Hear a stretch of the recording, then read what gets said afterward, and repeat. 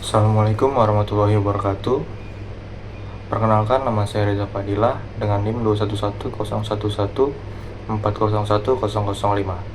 Di sini saya akan menjelaskan mengenai prinsip desain grafik pada studi kasus aplikasi Scan and Go. Video ini dibuat untuk memenuhi kebutuhan tugas pembuatan video pada mata kuliah Interaksi Manusia Komputer dengan dosen pengampu Ibu Intan Kumalasari, Eskom Mkom. Baik, sebelum masuk permasalahannya, mari kita bahas mengenai aplikasi Scan and Go ini.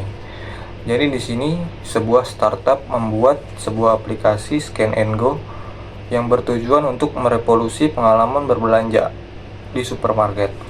Jadi aplikasi ini memungkinkan penggunanya untuk memindai barangnya secara langsung, sehingga di sini pengguna dapat mengetahui seperti harga, diskon, dan informasi produk secara real time. Dan aplikasi ini juga memungkinkan penggunanya untuk membayar langsung melalui aplikasi, sehingga pengguna tersebut tidak harus membayarnya melalui kasir yang dapat menimbulkan antri. Nah, di sini aplikasi tersebut mungkin menimbulkan beberapa masalah karena pada proses pengembangannya tidak melibatkan seorang UI UX. Nah, di sini ada dua masalah. Yang pertama ada masalah UI. Di sini jika mungkin informasi produk seperti nama, harga, dan diskon pada aplikasi ini disajikan dengan ukuran font yang kecil, warna kontras rendah, atau tanpa penekanan visual yang jelas, sehingga menimbulkan respon yang negatif dari para pengguna. Adapun mungkin sebagai seorang UI UX yang masuk untuk menyelesaikan masalah ini, mungkin kita dapat selesaikan dengan seperti ini.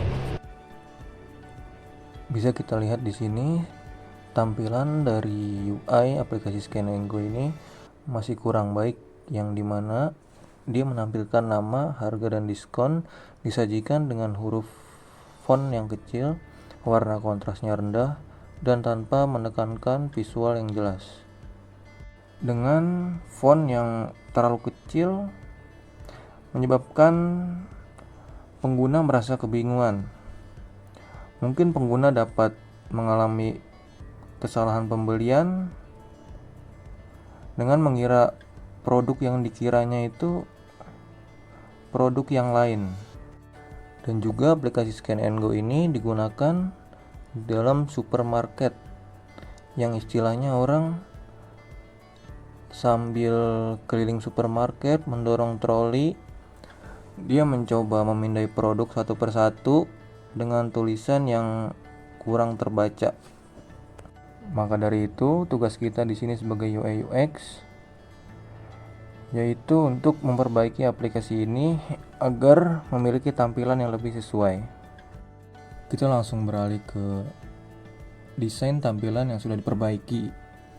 Di sini terlihat tampilan yang lebih baik, di mana kontrasnya lebih tinggi, font dengan keterbacaan yang jelas sehingga menghindari kesalahan baca, serta penekanan visual yang dimana di sini diskon diberi warna kuning sehingga pembeli dapat memastikan bahwa barang tersebut diskonnya tidak salah.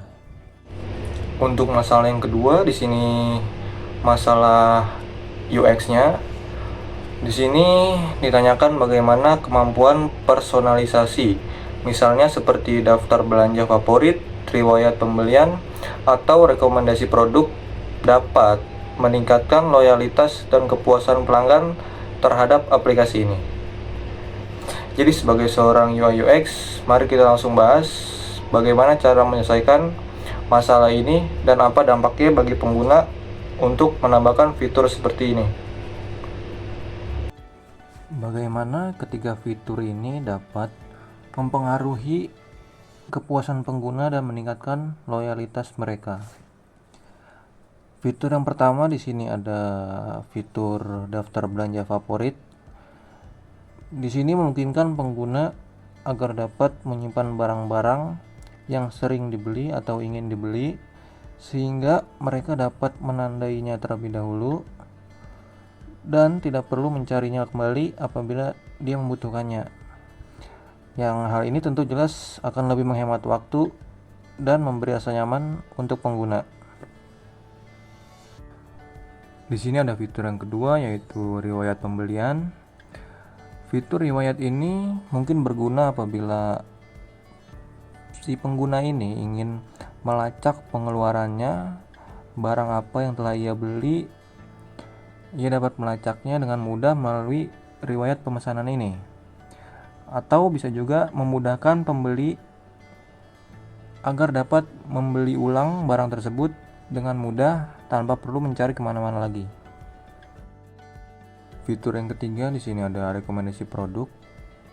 Hal ini membuat pengguna merasa nyaman karena ia merasa diperhatikan dengan munculnya produk-produk yang sesuai dengan preferensi mereka, sehingga memudahkan pengguna untuk menemukan produk yang sesuai dengan keinginan dari apa yang mereka ingin beli. Jadi, ketiga fitur ini akan meningkatkan kepuasan pengguna dan juga meningkatkan loyalitas mereka, karena fitur-fitur ini berguna untuk mempermudah pengguna tersebut dan mereka merasa dihargai dan dimengerti melalui fitur-fitur yang akan diadakan ini.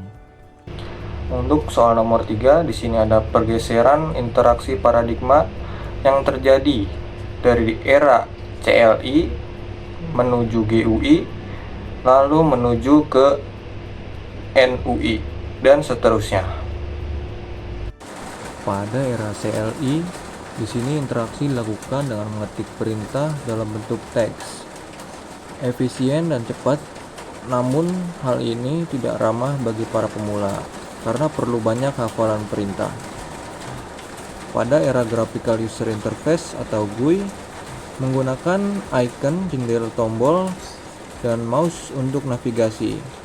Hal ini lebih intuitif dan mudah dipelajari untuk orang awam. Namun kekurangannya di sini yaitu kurang efisien untuk tugas-tugas kompleks yang dilakukan secara berulang. Yang ketiga yaitu era Natural User Interface atau NUI. Di sini mengandalkan interaksi alami seperti sentuhan, suara, gerakan, bahkan ada ekspresi wajah.